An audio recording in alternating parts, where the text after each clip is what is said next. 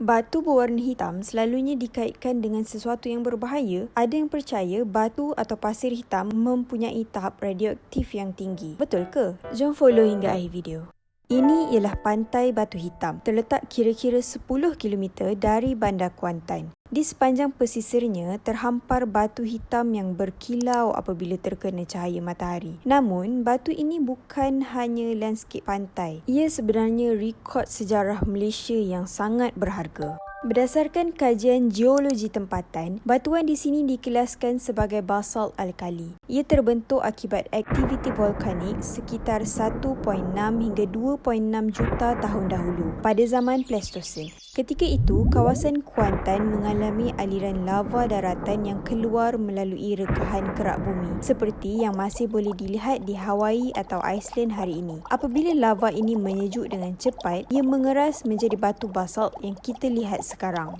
Di bawah mikroskop, batuan ini mempunyai pelbagai tekstur. Tekstur yang halus terjadi kerana penyejukan lava yang pantas, manakala yang berlubang terbentuk daripada gelembung gas lava yang terperangkap semasa pembekuan. Ia mengandungi mineral seperti olivine, pyroxene dan plagioclase feldspar. Kandungan besi dan magnesium yang tinggi memberikan warna hitam batu ini. Menariknya, basalt kini dijadikan sebagai basalt fiber, bahan ringan tetapi sangat kuat untuk pembinaan moden dan industri berteknologi tinggi. Kajian turut menunjukkan basalt di Kuantan mempunyai kualiti setanding dengan sumber di Eropah. Namun menariknya lagi, basalt juga berpotensi membantu melawan perubahan iklim.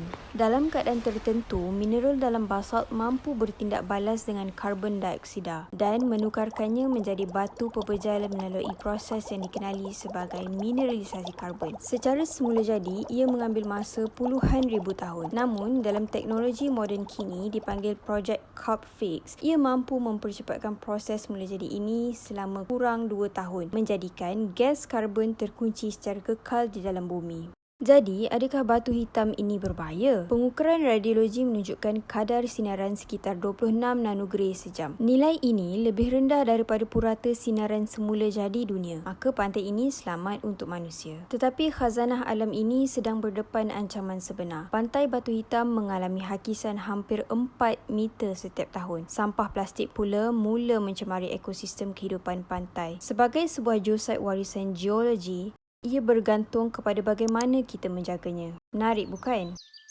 Ada lagi tapak geosite yang menarik di Malaysia? Kongsikan di bawah. Ini ruang eksplorasi idea.